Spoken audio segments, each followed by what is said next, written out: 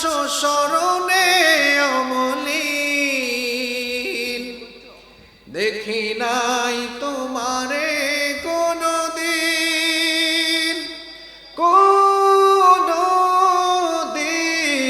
কোনদিন কোনদিন দেখি নাই তোমারে কোনদিন। তবু আছো স্মরণে অমলিন, প্রেমের ভুবনে তোমারে বিরহ ব্যথায় নিশীথের শেফালিরা ঝরে। তুমি আছো হৃদয়ের গভীরে, ভুলবো তোমায় বলো কি করে। তোমায় ভুলে যদি যাই গো কভু, সে হবে আমারই পরাজয়। আমার সকল আশার আলো অবেলায় হারিয়ে যাবে হায়, অবেলায় হারিয়ে যাবে হায়। যতবার তোমারে খুঁজেছি, কোরআনের পথ তো বুঝেছি। যতবার তোমারে খুঁজেছি, খুঁজেছি খুঁজেছি খুঁজেছি, যতবার তোমারে খুঁজেছি। কোরআনের পথ তো বুঝেছি, নিজেকে চিনেছি। হে রাসূল নবীজি তোমার পাঠানো ঠিকানা পরে, তুমি আছো হৃদয়ের গভীরে। ভুলবো তোমায় বলো কি করে, তুমি আছো হৃদয়ের গভীরে। ভুলবো তোমায় বলো কি করে। সম্মানিত উপস্থিতি, যেখানে আমরা বসবাস করছি, যে দুনিয়াতে আমরা আছি, কেউ আমরা থাকবো না।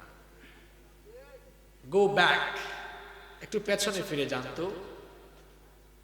এখন 2020 সাল।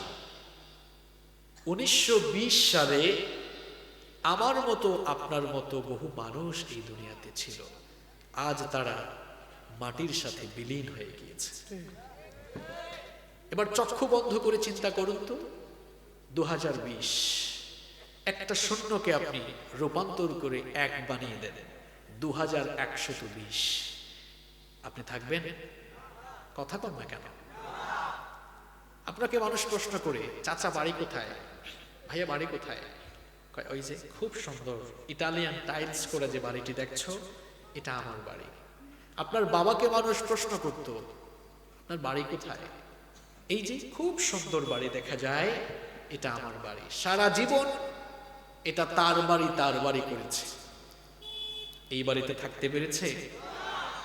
আপনিও তো দুনিয়ার চাকচিক্য মোহ, দুনিয়ার লোভ লালসায় মত্ত হয়ে আপনিও বলছেন এটা আপনার বাড়ি। এই বাড়িটাকে সুন্দর করার জন্য কিংবা আরেকটি বাড়ি বানাবার জন্য আপনি পাগল পাড়া হয়ে দিক বিদিক ছুটে চলছেন। কিন্তু আপনি কি জানেন এখানেও থাকতে পারবেন না, এটা আপনার বাড়ি নয়। এই চকবস্তা এলাকার গোরস্থান হচ্ছে আপনার আসল বাড়ি।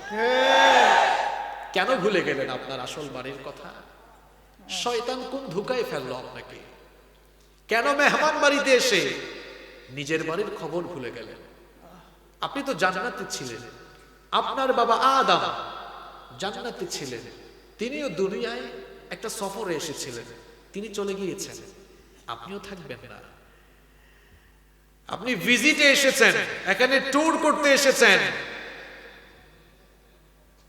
এখানে আপনার স্টেবিলিটি নেই, চলে যাবেন আপনি।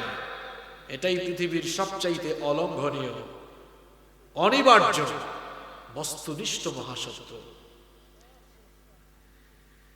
কেন আপনি দুনিয়ার লোভ লালসায় মেতে রইলেন? আপনার ধন দৌলত, গাড়ি বাড়ি, ইন্ডাস্ট্রি, আপনার ক্ষমতা, আপনার পাওয়ার আপনাকে ধোঁকায় ফেলে রেখেছে, আপনাকে আপনার ডেস্টিনেশন ভুলিয়ে দিয়েছে। আপনি ভুলিয়ে গিয়েছেন আপনি ওয়েটিং রুমে আছেন, হঠাৎ করে ফ্লাইট চলে আসবে। দেশের বাহিরে যারা গিয়েছেন আপনারা দেখেছেন, ইমিগ্রেশন কমপ্লিট করার পর বোর্ডিং পাস হাতে নিয়ে বিমান ছাড়ার আগ পর্যন্ত একটা রুমে ওয়েট করতে হয়, এটাকে বলা হয় ওয়েটিং রুম। যখন বিমান চলে আসে এই ওয়েটিং রুমে থাকতে পারবেন না, কর্তৃপক্ষ আপনাকে ডাক দিবে, বিমান চলে এসেছে, চলে আসেন, এক্ষুনি ফ্লাইট হবে। যেখানে এসে আপনি এই লোভ লালসায় পড়ে আছেন, এটা আপনার আসল জায়গা নয়। হঠাৎ করে মালাকুল মউত ফ্লাইট নিয়ে হাজির হবেন, যখনই আসবেন তখনই চলে যেতে হবে।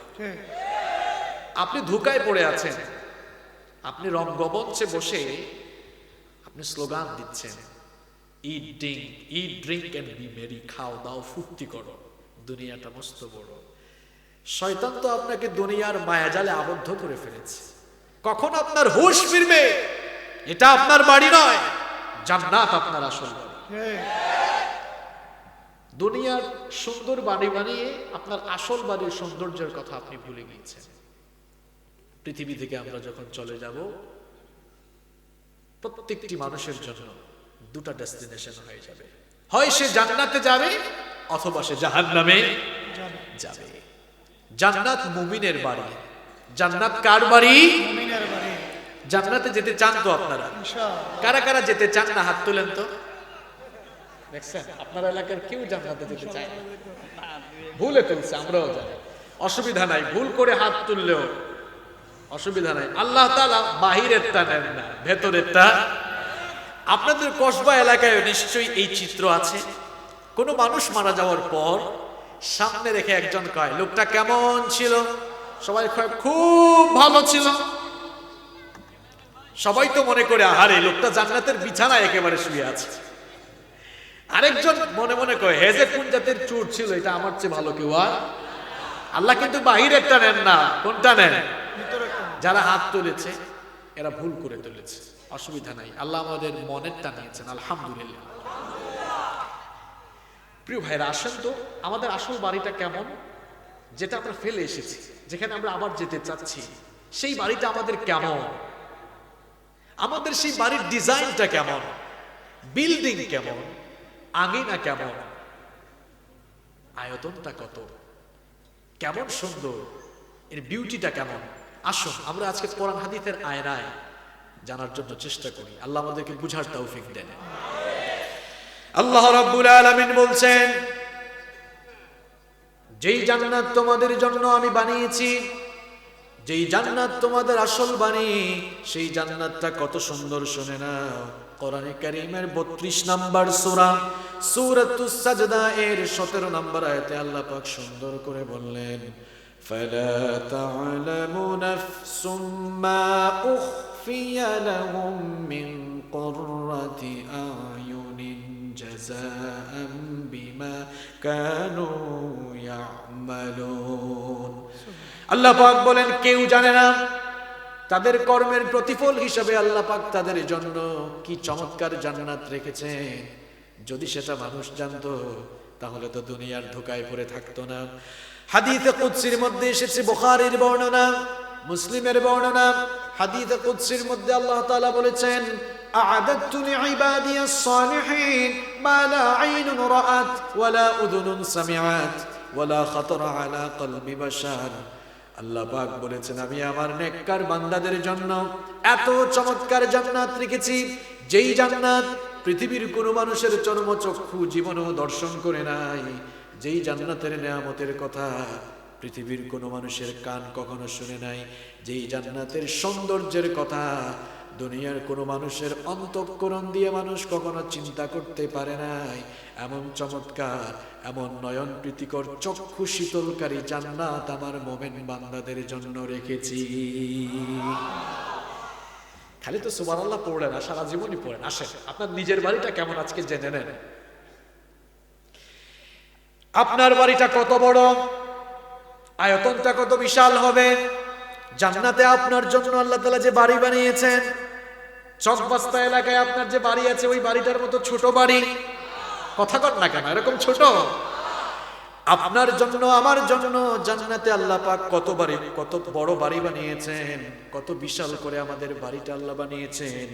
কোরআন থেকে এবার শুনুন, কোরআনে কারীমের 3 নম্বর সূরা, সূরা আলে ইমরানের 133 নম্বর আয়াতে আল্লাহ পাক সুন্দর করে বলছেন, ওয়াসারিউ ইলা মাগফিরাতিম মির রাব্বিকুম ওয়া জান্নাতিন আরদুহা কা'আরদিস সামাওয়াতি ওয়াল আরদু উইদ্দাত লিল মুত্তাকিন। আল্লাহ পাক বলেন, তোমরা তোমাদের রবের ক্ষমা আর সেই জান্নাতের দিকে ধাবমান হও, অগ্রসর হও, যেই জান্নাতকে আল্লাহ পাক মুমিনদের জন্য সপ্ত আকাশ আর তোমাদের পায়ের তলায় যে জমিন রয়েছে 7 আকাশ আর জমিনের চাইতে আরো বিশাল করে বানিয়েছে। যে কোনোদিন কসবার বাইরে যায় নাই, দুনিয়া কত বড় এটা সে কেমনে বুঝবে বলেন আমাকে? ইফতেখার ভাই ঠিক বলছি না? যে কোনোদিন ঢাকায় যায় নাই সে মনে করবে বাংলাদেশ মনে হয় কসবার মতো ছোট। বাংলাদেশ কত বড়, বাংলাদেশ ঘুরলে বুঝবেন। আমরা তো ঘুরি, প্রত্যেকটা ডিভিশনে গিয়েছি, এত বড় না, খুব ছোট। আয়তন 1,47,570 বর্গ কিলোমিটার। তবে এই সরকারের আমলে ওই সমুদ্র সীমা বিজয়ের কারণে আরো বেড়েছে, আলহামদুলিল্লাহ। তো বাংলাদেশের চেয়ে বড় দেশ মনে হয় পৃথিবীতে নাই। হ্যাঁ, আমাদের পার্শ্ববর্তী দেশ ইন্ডিয়া, এটা বাংলাদেশের চেয়ে আরো প্রায় 30 থেকে 35 গুণ বড়। ইন্ডিয়ার চেয়ে বড় দেশ মনে হয় নাই না? আমি ইন্ডিয়াতে কয়েকবার গেছি, একটা স্টেট থেকে আরেকটা স্টেটে যেতে অনেক সময় না, 3 ভাগে কি এত বড় বড় মহাসাগর পৃথিবীতে রয়েছে। শুধুমাত্র আটলান্টিক মহাসাগরের আয়তন হচ্ছে 106.4 মিলিয়ন বর্গ কিলোমিটার। আল্লাহ, কি বিশাল আয়তন! চিন্তা করেছেন আপনি? বিশাল এই পৃথিবী, এই পৃথিবীর চেয়ে সূর্যই হচ্ছে 13 লক্ষ গুণ বড়। মানে 13 লক্ষ পৃথিবীর সমান একটা সূর্য। কথা বুঝতেছেন? কক্সবাজার গিয়ে অনেক এরকম দেয়, তাই না? তারপরে সূর্য অস্ত যাওয়ার সময় হাত এরকম দেয়, মনে হয় তার হাতের তালুতে সূর্য নিয়েছে, এত সোজা। সূর্যের চেয়ে বড় জিনিস পৃথিবীতে আছে না নাই? মহাশূন্যে আছে না নাই? আপনারা সন্ধ্যার পরে মিটি মিটি তারকা জ্বলে আকাশে দেখেন, তাই না? এই তারকাগুলো আমরা দেখি সূর্যের চেয়েও ছোট, আসলে সূর্যের চেয়ে অত ছোট না। মহাশূন্যে আল্লাহ তাআলা এত বিশাল বিশাল সাইজের তারকা সৃষ্টি করেছেন, যেই সূর্য পৃথিবীর চাইতে 13 লক্ষ গুণ বড়। এই ধরনের 50 কোটি সূর্যকে একাই গিলে ফেলতে পারবে এরকম বিশাল বিশাল তারকা আল্লাহ তাআলা মহাশূন্যে সৃষ্টি করে রেখেছেন। এই তারকাগুলোকেও যখন ব্ল্যাক হোল তার রেঞ্জের ভেতরে ফেলে চুইংগামের মতো চুষে খেয়ে ফেলে। আল্লাহু আকবার! এরকম আকাশ, সপ্ত আকাশ, 7টা আকাশ রয়েছে। আল্লাহ তাআলা বলছেন, আমার মুমিন বান্দা, তুই তো দুনিয়ার বাড়ি পেয়ে তোর আসল বাড়ির খবর ভুলে গেলি। তোর সেই বাড়িটাকে আমি আল্লাহ তাআলা সপ্ত আকাশ আর এই পৃথিবী যত বড় তার চেয়ে আরো বিশাল করে বানিয়েছে। আল্লাহু আকবার! কোন ধোঁকায় পড়ে রইলেন? নিজের বাড়ির খবরই তো নাই। বিশ্বনবী সাল্লাল্লাহু আলাইহি ওয়াসাল্লাম বলেছেন, একেবারে লোয়ার ক্লাসের জান্নাতি যারা হবে, সর্বনিম্ন মর্যাদার জান্নাত যারা পাবে, তারাও এই পৃথিবীর মতো 10টা পৃথিবীর সমান এক একটা জান্নাতের মালিক হয়ে যাবে। জান্নাতের ওয়েদার কেমন হবে? এই যে শীতের দিন এসেছে, আমরা ব্লেজার, সুইটার, তারপরে ইফতেখার ভাই দেখেন কি সুন্দর চাদর পরে এসেছে, শাল পরে এসেছে। শীত থেকে বাঁচার জন্য আমরা কত কিছু ব্যবহার করি। জান্নাতে যদি এরকম ঠান্ডা থাকে তাহলে জান্নাতে মজা করা যাবে নাকি কন?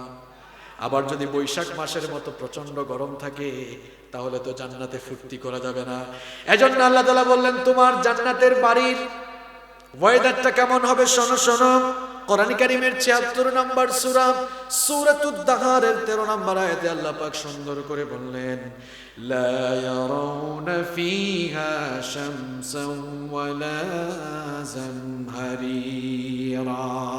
সেখানে প্রচন্ড শীত থাকবে না, প্রচন্ড গরমও থাকবে না। গোটা জান্নাতকে আল্লাহ পাক শীতাতপ নিয়ন্ত্রিত করে রাখবেন। সুবহানাল্লাহ, একেবারে নাতিশীতোষ্ণ, শীতও লাগবে না গরমও। আল্লাহু আকবার।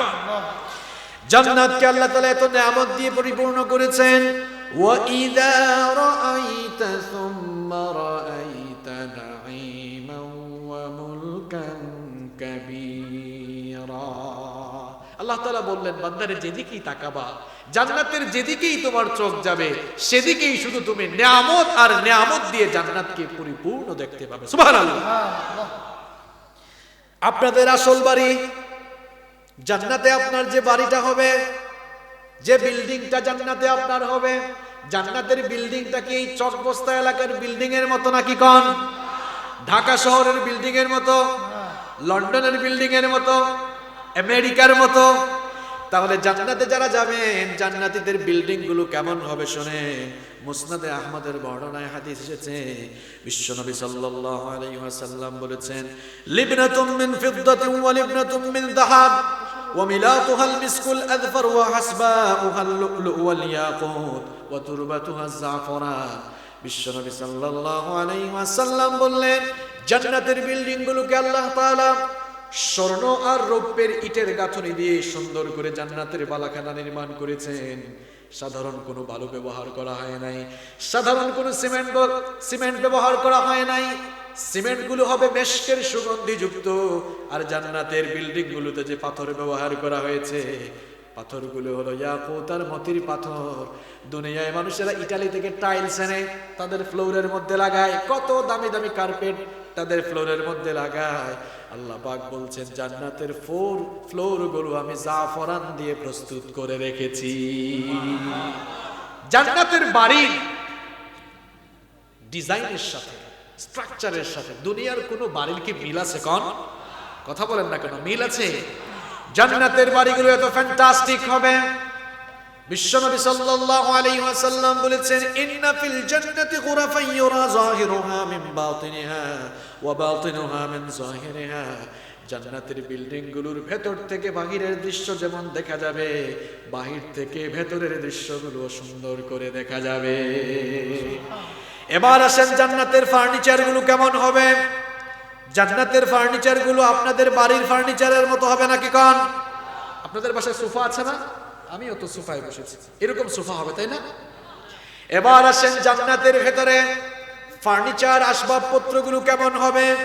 আল্লাহ তাআলা কোরআনে কারীমে বলছেন মুত্তাকিইনা আলা রাফরাফিন খুদরিন ওয়া আবকারিন হিসান ফাবিআইয়ি আলা'i রাব্বিকুমা তুকাযযিবান।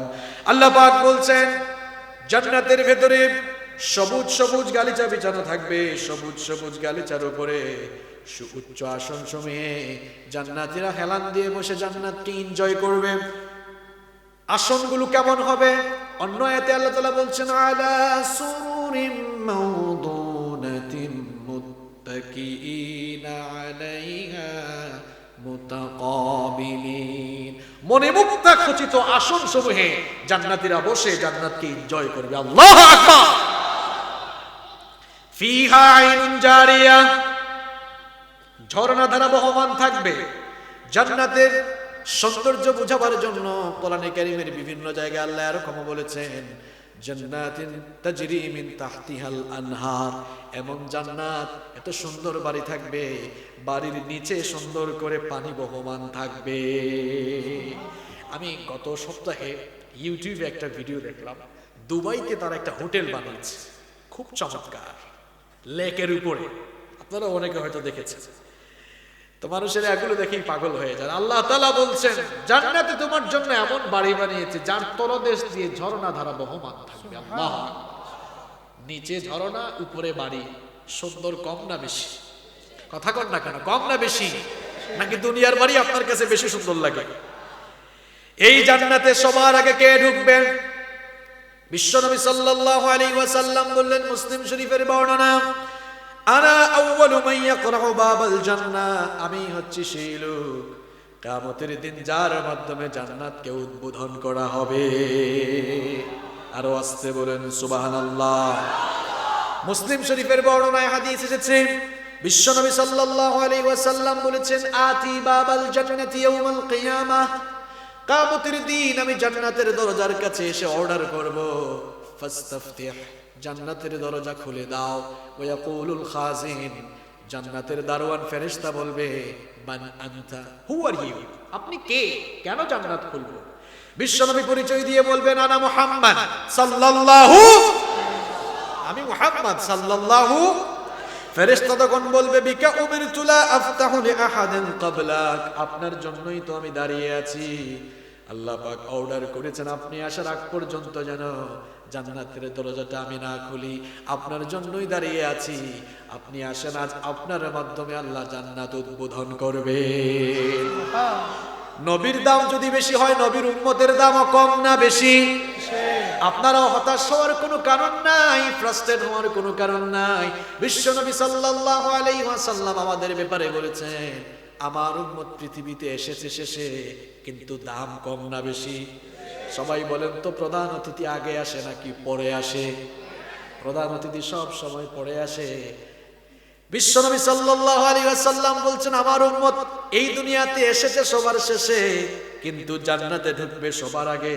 কিয়ামতের দিন আমার উম্মত জান্নাতে ঢোকার আগে অন্য কোন নবীর উম্মত জান্নাতে ঢুকতে পারবে না।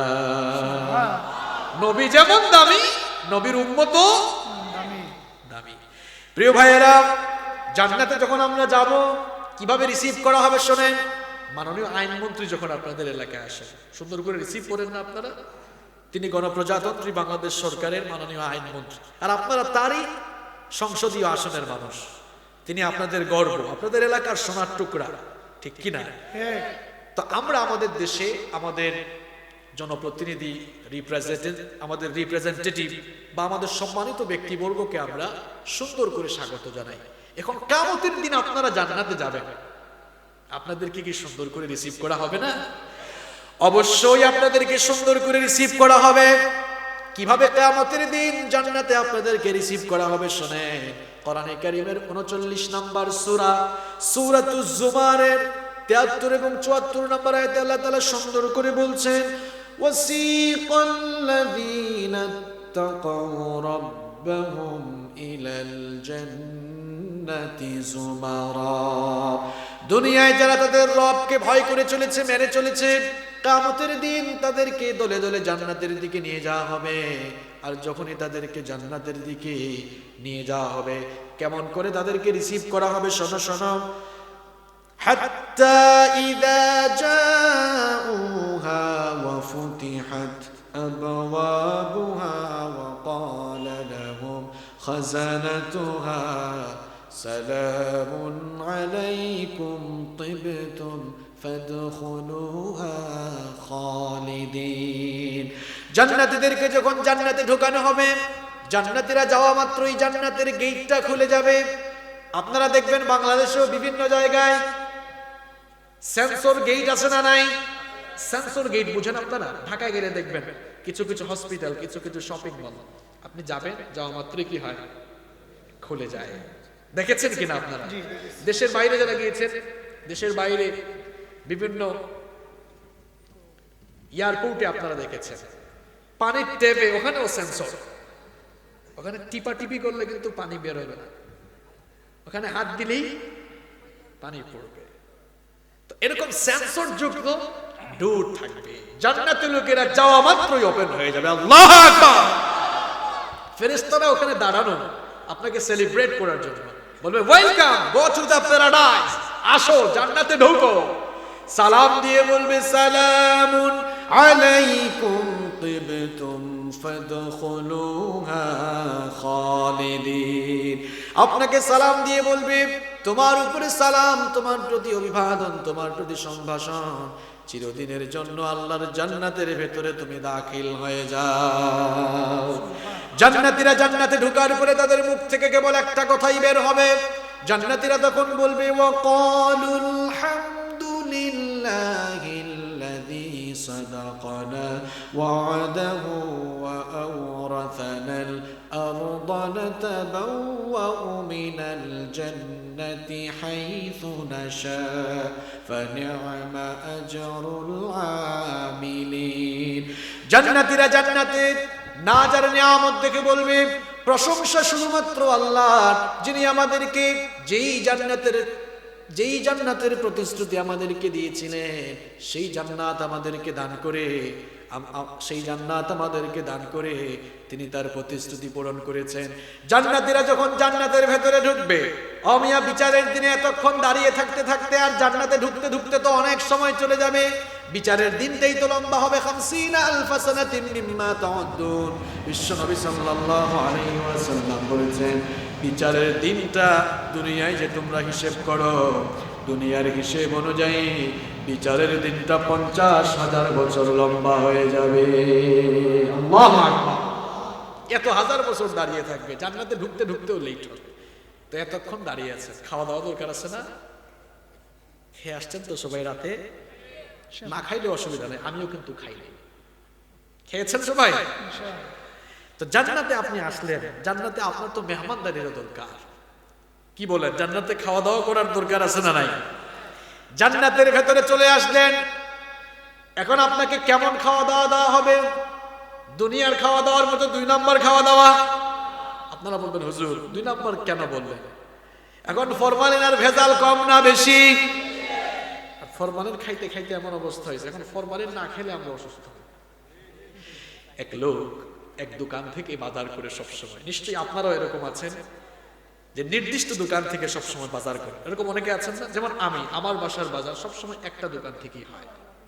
তো দোকানদার চিন্তা করলো যেহেতু লোকটা আমার কাছ থেকে সবসময় বাজার করে, আমার পার্মানেন্ট কাস্টমার, তাকে ঠকানো ঠিক হবে না, এখন থেকে তাকে সবসময় 1 নাম্বার জিনিস দিত। জোরে কোন কয় নাম্বার? লোকটা বাজার করে নিয়ে গেল, সকালবেলা এসে বলল দোকানদারকে, ভাই সব সময় তোমার এখান থেকে বাজার করি, কোনো অসুবিধা হয় না, কালকে কি দিয়েছ? রাতের বেলা তো পেট খারাপ করছে।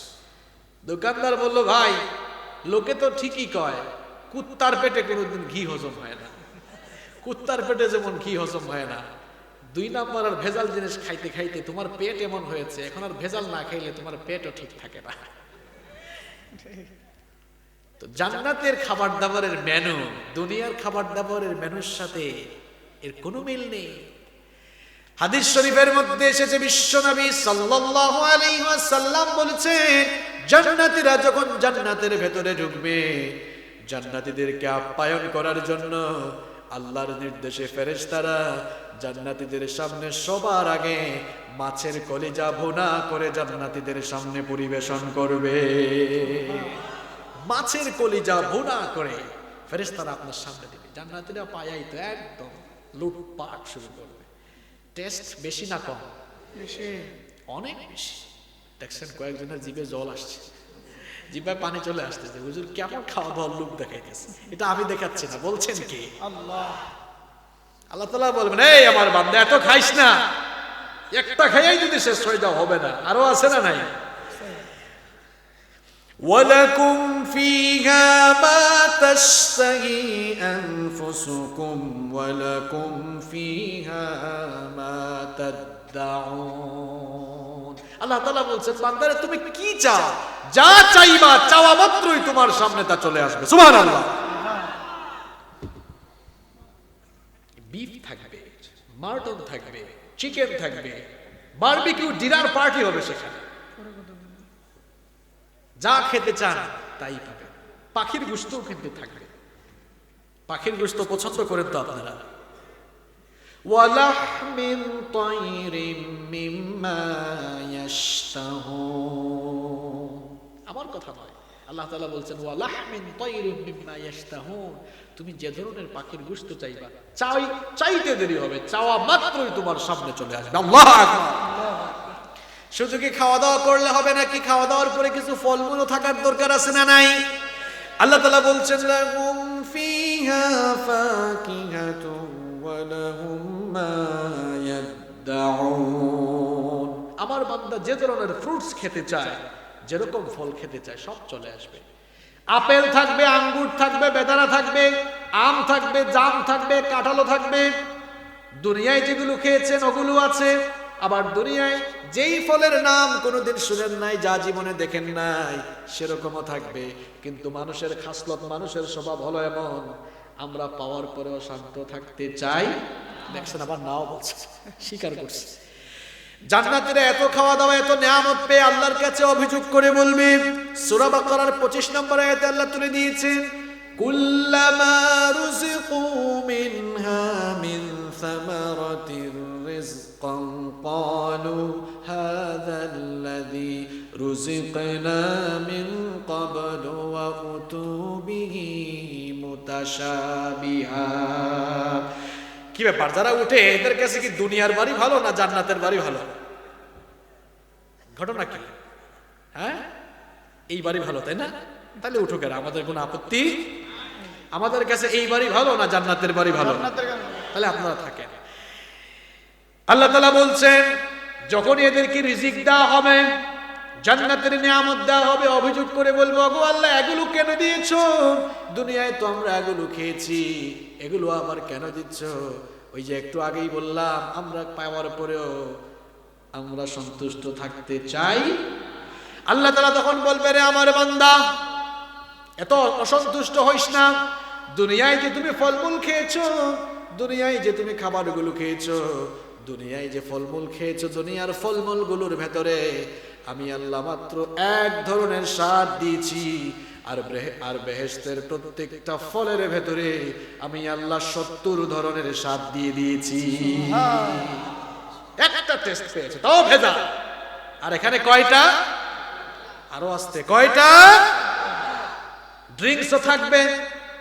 ওয়াসাকাহুম রাব্বুহুম শারাবান তাহুরা। তোমাদের রব সেখানে তোমাদেরকে পবিত্র পানীয় পান করাবেন, হরেক রকমের পানীয় থাকবে। এই যে জান্নারা, এই যে জান্নাতীরা জান্নাতে এত খাওয়া দাওয়া করবে, খাওয়া দাওয়া করলে পেশাব পায়খানার দরকার আছে না নাই? জান্নাতীরা জান্নাতের ভিতরে এত খাওয়া দাওয়া করবে। জান্নাত তো পবিত্র জায়গা, জান্নাতে কি টয়লেট বা ওয়াশরুম আছে নাকি? কোন? আপনারা মনে মনে চিন্তা করছেন, হুজুর আল্লাহ কি তাহলে আল্লাহর খাবার দাবার বাঁচাবার জন্য এই কায়দা করছে নাকি? জান্নাতে কোনো টয়লেট রাখলো না? এত খাবার দাবার খাবো, আমরা ডেলিভারি দিব কোথায়? ওখানে ডেলিভারি দিলে তো সব অপবিত্র করে ফেলবে। এত খাওয়া দাওয়া খাবেন আপনারা জান্নাতে, কিন্তু পেশাব করার দরকার হবে না, পায়খানা করারও দরকার হবে না। যখনই আপনারা খাওয়া দাওয়া করবেন, খাওয়া দাওয়া করার পরে একটা ঢেকুর দিবেন, ঢেকুরের মাধ্যমে খাওয়া দাওয়া হজম হয়ে গিয়ে মেশকে আম্বরের সুগন্ধির মতো সুগন্ধি চতুর্দিকে ছড়িয়ে যাবে। কোনো টয়লেট সেখানে নেই। জান্নাতে এসেছেন আপনার খেদমত করার জন্য, কিছু চাকর বাকরের দরকার আছে না নাই? দেশের বাইরে 7 স্টার হোটেলগুলোতে থাকলে, কিংবা বাংলাদেশেও আছে কিছু 3 স্টার 5 স্টার হোটেলে গেলে দেখবেন আপনার সাথে আছে, এসেই বলবে, sir how can I help you? কিভাবে আপনাকে সাহায্য করব, কিভাবে আপনার খেদমতে আমি নিয়োজিত থাকবো, এরকম আছে না? যারা বিমানে করে দেশের বাইরে গিয়েছেন, বিজনেস ক্লাসে আপনি টিকিট কাটলে দেখবেন ওখানে সার্ভিসটা কিন্তু আলাদা, তাই না? একদম যখনই বেল মারবেন সাথেই আপনার সামনে তাড়াতাড়ি চলে আসবে। তো জান্নাতে যাবেন, এত ভিআইপি মানুষ, ভিআইপি বললে তো ভুল হবে, সিআইপির উপরে কিছু থাকলে ওইটা বলতে হবে। তো জান্নাতে আপনি যাবেন, কিছু চাকর বাকর না থাকলে হবে? কথা কন না কেন? হবে? 1-2 জন হইলে চলবে তো আপনাদের? হ্যাঁ, 5 জন তাও হয় না। বিশ্বনবী সাল্লাল্লাহু আলাইহি ওয়াসাল্লাম বলছেন, জান্নাতীদের খেদমত করার জন্য 1 জন আর 2 জন নয়, একেবারে সবচাইতে ছোট জান্নাতের মালিক যে লোকটা হবে, তাকে খেদমত করার জন্য 82,000 চাকর বাকর আল্লাহ দান করবে। আপনারা খুশি না বেজার? তাহলে সবাই চিৎকার করে বলেন তো আল্লাহু আকবার। মনের মধ্যে তো আমাদের টান টান উত্তেজনা কাজ করতেছে, হুজুর এত খাওয়া দাওয়া খাবো, এত ড্রিঙ্কস থাকবে, চাকর বাকরও আছে, আরেকটা জিনিস তো নাই, ফুর্তি করার জন্য তো স্ত্রীও থাকা দরকার, হৌরও থাকা দরকার, তাই না? দেখছেন কয়েকজন নড়ে চড়ে বসছে, হুজুর মাত্র লাইনে আসছে। জান্নাতে আপনারা যেন বিনোদন করতে পারেন, এনজয় করতে পারেন, সময় কাটাতে পারেন, সেই জন্য এক একজন জান্নাতীর জন্য আল্লাহ তাআলা 72 জন হুর রেখে দিয়েছে। এই যুবক আর তরুণ ভাইরা, দুনিয়ার এই সাধারণ সুন্দরী আর মেয়েগুলোকে দেখলেই তোমার মাথা নষ্ট হয়ে যায়। আবার একটা আরেকটা রেকর্ড, দোস্ত বলিস না, ইস মাথা নষ্ট, এরকম আছে আপনাদের এলাকায়? এটা কি দেখে তোমার মাথা নষ্ট হয়? শোনো, আমি তোমাকে বলছি, তোমার আসল বাড়ি জান্নাতে যাওয়ার পর এক দুইজন না, 72 জন হুর, আর এক একজনের সৌন্দর্য শুনবা। বিশ্বনবী সাল্লাল্লাহু আলাইহি ওয়াসাল্লাম বলেছেন, এদের দৈহিক সৌন্দর্য এত বেশি, যদি এরা মাত্র একটি বার দুনিয়ার আকাশে এসে একবার উকি দিত, তাহলে এদের সৌন্দর্যে দুনিয়ার পূর্ব দিগন্ত থেকে পশ্চিম দিগন্ত আলোকোজ্জ্বল হয়ে যেত। আরে যুবক আর তরুণরা, মেয়ে মানুষের একটু গন্ধ নাকে আসলেই মাথা নষ্ট। রাস্তায় দাঁড়ায়, মহিলারা যায়, যারা পারফিউম দেয়, যে সকল মহিলারা পারফিউম দেয়, মহিলাদের জন্য পারফিউম ইউজ করা হালাল না হারাম? শুধু হারাম নয়, অবশ্যই হারাম, তবে আপনার হাজবেন্ডের জন্য ইউজ করতে পারেন, কোনো অসুবিধা। আপনার সকল বিউটি, আপনার সকল সৌন্দর্য অনলি ফর হাজবেন্ড, কেবলমাত্র আপনার স্বামীর জন্য, ঠিক কিনা? অবাক হয়ে যায়, দেখছো কি পারফিউমটা দিছে, আছে না? এই সাধারণ পারফিউমে তুমি পাগল হয়ে যাও। আর বিশ্বনবী সাল্লাল্লাহু আলাইহি ওয়াসাল্লাম বলছেন, জান্নাতের এক একজন হুর যদি তাদের একটা আঁচল অল্প একটু নাড়া দিত, এদের সুগন্ধে দুনিয়ার আকাশ বাতাস সুগন্ধি যুক্ত হয়ে যেত। এইরকম সুনয়না, সুদর্শনা হুর আপনাদের জন্য রেখেছেন কে? এদের সৌন্দর্যের কথা আমি কিভাবে বলবো বলেন? এরা যে কত সুন্দরী, কত রূপসী, বর্ণনার কোন শব্দ আমার কাছে নেই, যে শব্দগুলো চয়ন করে আপনাদেরকে শোনাবো। এরা সুশ্রী, সুনয়না, হরিণীর মতো এদের টানা টানা চোখ, ডাগর ডাগর চোখ থাকে, এত চমৎকার করে আল্লাহ তাআলা তাদেরকে বানিয়েছেন। কাদের জন্য? কথা কন না কেন? জান্নাতীদের জন্য। জান্নাতে যেতে চান তো? এরা কারা জানেন? লাম ইয়াতমিথুন্না ইনসুন ক্বাবলাহুম ওয়ালা জান, একেবারে ইনট্যাক্ট, যাদেরকে পৃথিবীর কোনো হুর, পৃথিবীর কোনো মানুষ বা জিন কখনো স্পর্শ করতে পারে না। আল্লাহু আকবার। কাআন্নাহুন্নাল ইয়াকুতু ওয়াল মারজান, ইয়াকুত আর মতির পাথরের চেয়ে এরা দামি। সুবহানাল্লাহ। প্রিয় ভাইয়েরা, জান্নাতের মধ্যে 3টি জিনিস থাকবে না। জোরে কোন, কয়টা জিনিস থাকবে না? সবাই বলেন কয়টা? 3টা জিনিস জান্নাতে থাকবে না। 1 নাম্বার হচ্ছে মৃত্যু জান্নাতে থাকবে। দুনিয়ায় একবারে মৃত্যু হবে, জান্নাতে আর মৃত্যু হবে লা ইয়াযুকুনা ফিহাল মাউতা ইল্লাল মাউতাতাল উলা। দুনিয়ার মতো মৃত্যু আর জান্নাতে তোমাদের হবে না। জান্নাতীরা চিরজীবন লাভ করবে। নাম্বার 2 নাম্বার হচ্ছে জান্নাতে মানুষ কখনো অসুস্থ হবে না। জোরে কোন তো কি হবে না? দুনিয়ায় পেট ব্যথা, মাথা ব্যথা আছে না নাই? আবার করোনা ভাইরাসও আছে না নাই? জান্নাতে সব ভাইরাস টাইরাস আছে নাকি? কিচ্ছু নাই। চিরজীবনের জন্য সুস্থতা লাভ করে জান্নাতীরা জান্নাতে ঢুকে যাবে। সুবহানাল্লাহ। জান্নাতে কয়টি জিনিস থাকবে না? 2টা বললাম, মৃত্যু থাকবে না, অসুস্থতা থাকবে না। 3 নাম্বার হলো জান্নাতে বার্ধক্য আসবে না। কোনো বুড়া মানুষ জান্নাতে যাবে না, কোনো কালো মানুষ জান্নাতে যাবে না। বুড়া বাবারা যেভাবে আমার দিকে তাকাচ্ছে, মনে হয় খাইয়া ফেলবো একদম, যে হুজুরটা তো এতক্ষণ লাইনে ছিল, এখন একেবারে বেলাইনে চলে গেছে। কি বললো এটা? এটা তো আমার কথা নয়, বলেছেন মুহাম্মদ সাল্লাল্লাহু। বিশ্বনবী সাল্লাল্লাহু আলাইহি ওয়াসাল্লাম যখন এই কথা বললেন, একজন বুড়ি মহিলা কাঁদতে কাঁদতে অস্থির হয়ে যাচ্ছে। বিশ্বনবী বললেন, ওগো বুড়ি মা, তুমি কাঁদো কেন? বুড়ি মহিলা তখন বলল, ওগো আল্লাহর নবী, আপনি তো বলেছেন কোনো বুড়া বুড়ি জান্নাতে যাবে না। মহিলা প্যান্ডেল আছে না, বুড়ি মাদের অবস্থা কি আল্লাহ জানেন। দেখেন এখনই কান্নাকাটি শুরু করছে কিনা। তো বুড়ি মহিলা কান্না করছে। বিশ্বনবী বললেন, ওগো বুড়ি মা, কেন না, আমার কথা তুমি ভালো করে শোনো। জান্নাতকে আল্লাহ তাআলা এত চমৎকার করে বানিয়েছেন, জান্নাতে ঢোকার পর জান্নাতকে এনজয় করার জন্য শরীরে শক্তি থাকার দরকার আছে না নাই?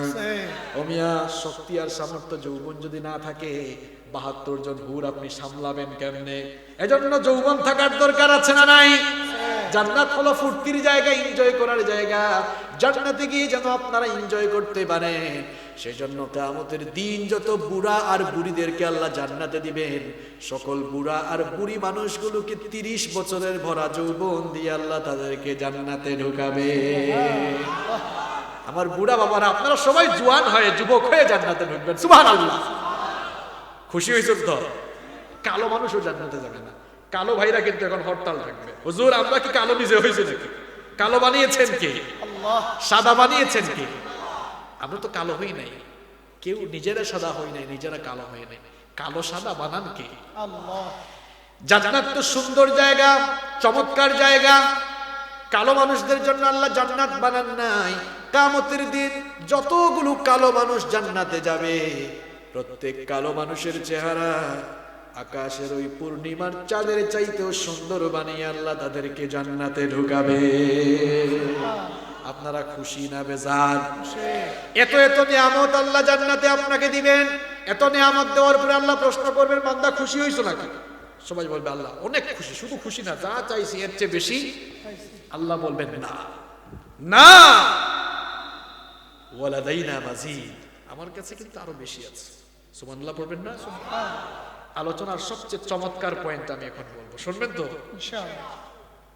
আল্লাহ তাআলা বলবেন না, যা দিয়েছি এর চাইতেও বড় আরেকটা জিনিস আছে, যেটা এসবের তুলনায় কিছুই, ওইটার তুলনায় তোমাদের এসব কিছুই। জান্নাতি লোকেরা বলবে, ওগো আল্লাহ কি বাকি আছে? অবাক হয়ে যাবে।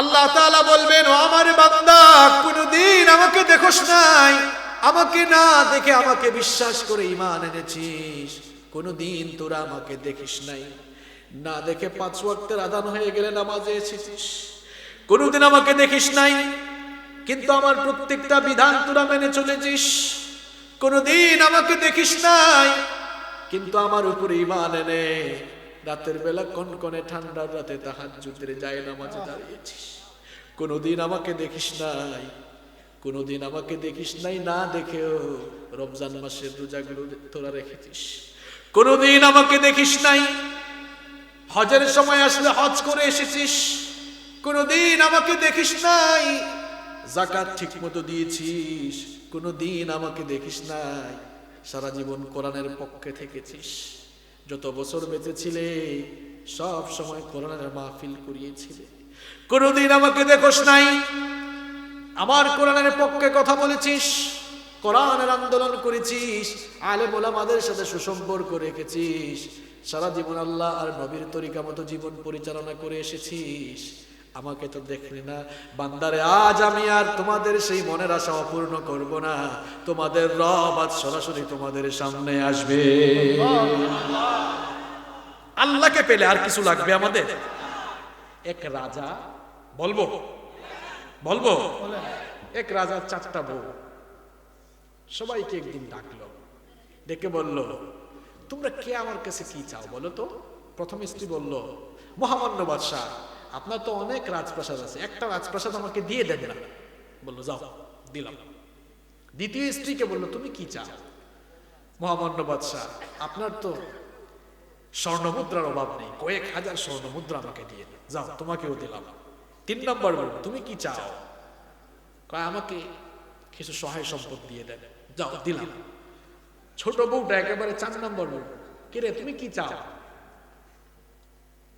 সে সবার থেকে ডিফারেন্ট উত্তর দিল, ব্যতিক্রমী, একেবারে এক্সেপশনাল আছে। বলল, মহামান্য বাদশাহ, আমি আপনার কাছে তেমন কিছুই চাই না, আমি শুধু আপনাকে চাই। বাদশাহ তো রীতিমতো অবাক, কি ব্যাপার, আমার সকল বউয়েরা তো কিছু না কিছু আমার কাছে চাইলো, তুমি চাইলা না কেন? 4 নম্বর বউ জবাব দিল, মহামান্য বাদশাহ, আপনার এই 3টা বউই বোকা, কিচ্ছু বুঝে না। এরা কিছু না কিছু চাইলো, আপনি দিয়ে দিলেন। আর আমি আপনার জিনিসপত্র না চাই, আপনাকেই চাইলাম, কারণ আমি জানি আপনাকে পেলে আপনার সবকিছু অটোমেটিক্যালি আমার হয়ে যাবে। এজন্য আমরা চাই কাকে? জান্নাত নাকি আল্লাহকে?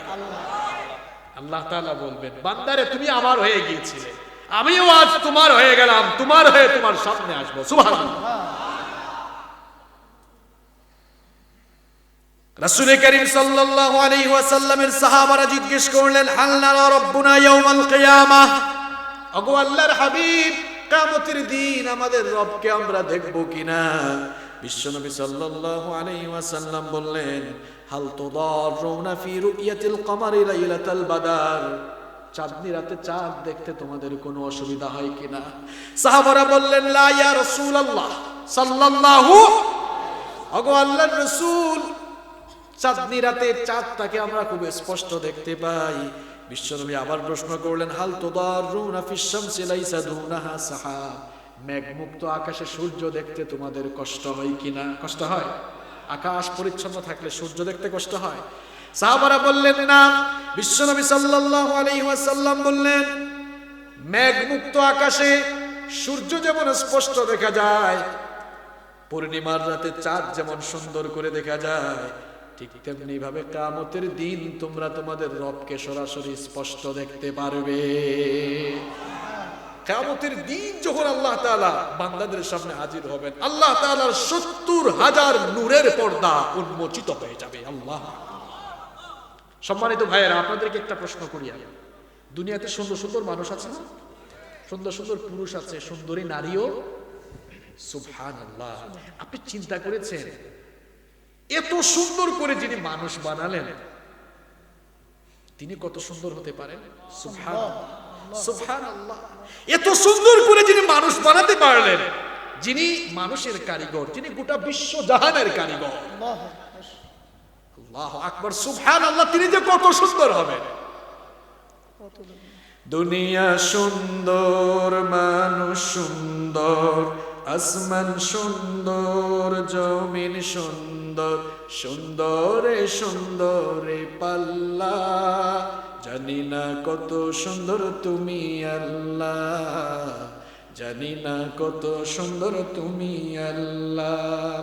ঝর্ণা ছুটে চলে একে বেঁকে, পৃথিবীর পথে কত ছবি এঁকে, নদীর কলতানে সাগরের গর্জনে, নদীর কলতানে সাগরের গর্জনে, ঢেউে ঢেউে দেই পাল্লা, জানি না কত সুন্দর তুমি আল্লাহ, জানি না কত সুন্দর তুমি আল্লাহ।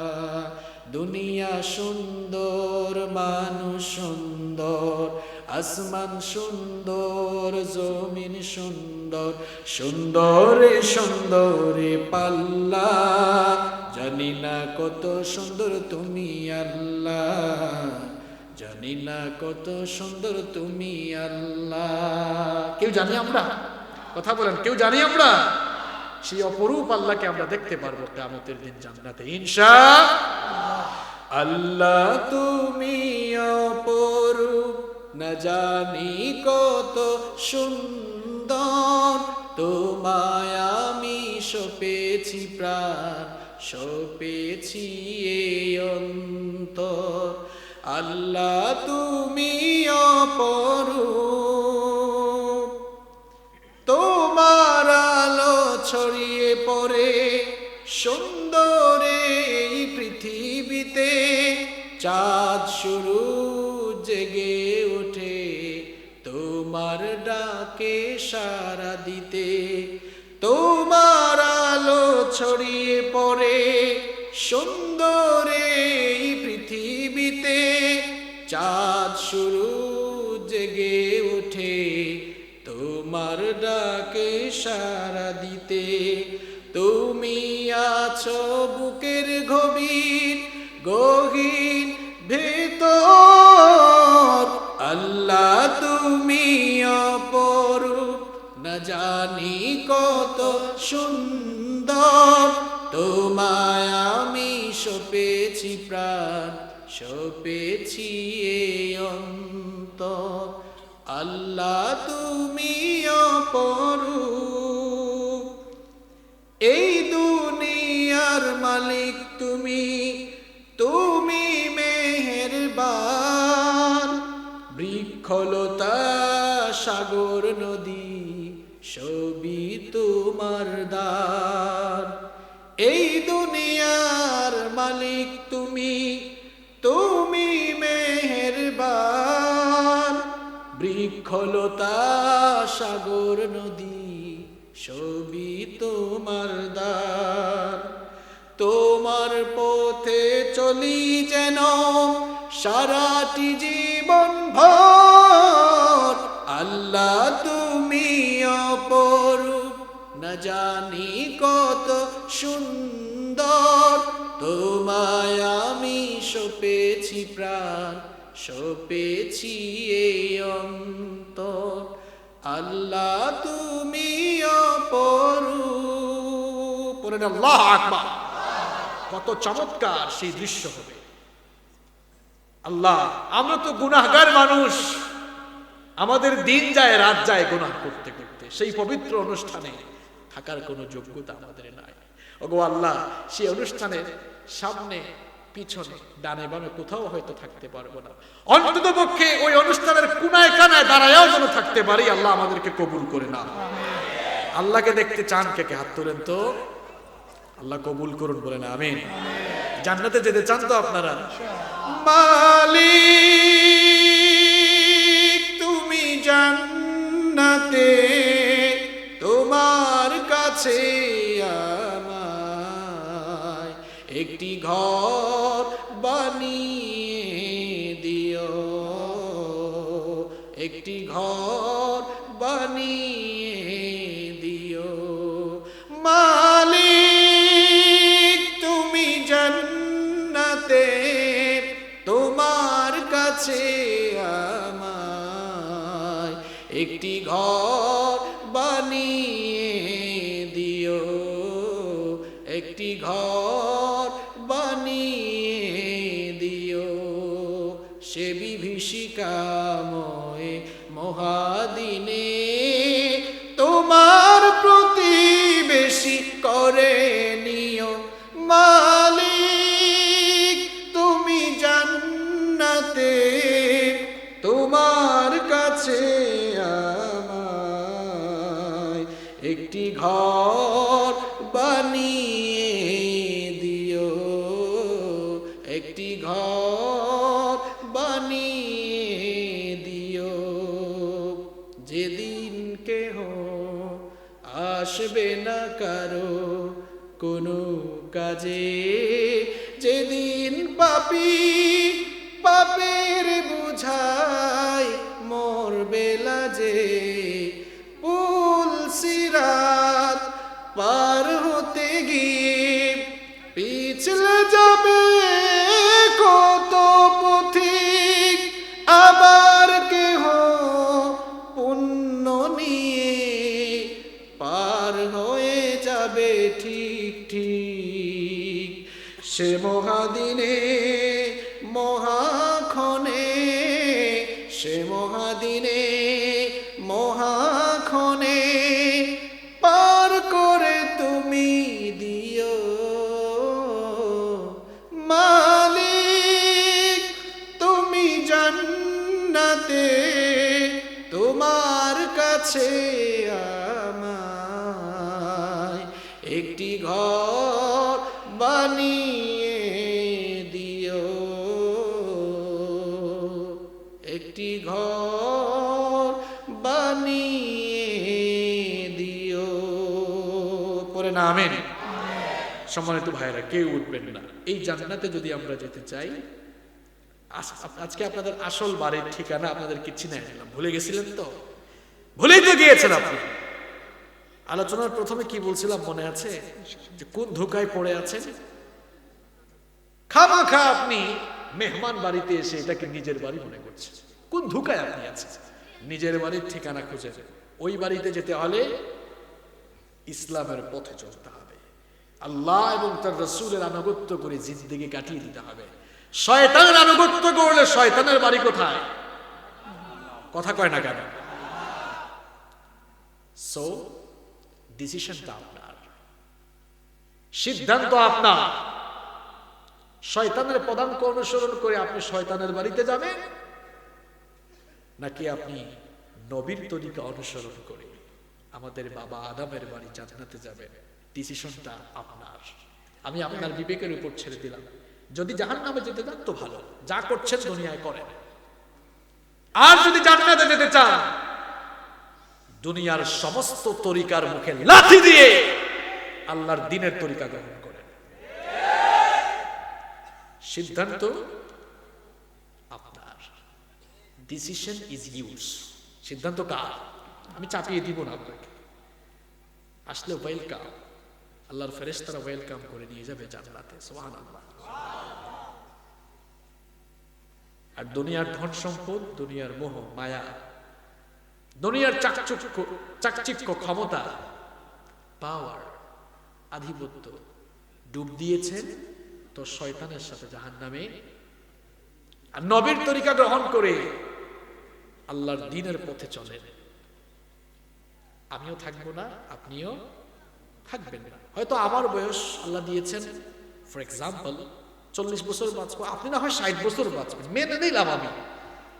আপনি না হয় আমার চেয়ে 20 বছর বেশি বাঁচলেন, এটা সফলতা নয়, এটা সফলতা নয়। আপনি মরার পর, আমি মরার পর, ফামান যুহজিহা আনিন নার ওয়া উদখিলাল জান্নাতা ফাকাদ ফাজ। কথাটা কার? আল্লাহ বলছেন ফয়সালা তখন মরার পরে জাহান্নাম থেকে বেঁচে তোমার নিজের বাড়ি জান্নাতে ঢুকতে পারার নাম হচ্ছে সফলতা। আমি সেই সফলতার দাওয়াত নিয়ে আপনাদের কাছে এসেছি। এই মাহফিলে আমি আপনাদের কাছে এসেছি কোরআনের দাওয়াত নিয়ে। কোরআন সুদের পক্ষে না বিপক্ষে? কথা বলেন। সুদ ঘুষ ছেড়ে দিতে হবে, নামাজে আসতে হবে। এই যুবক তরুণ ভাইরা, ফজরের নামাজে আসো না কেন তুমি?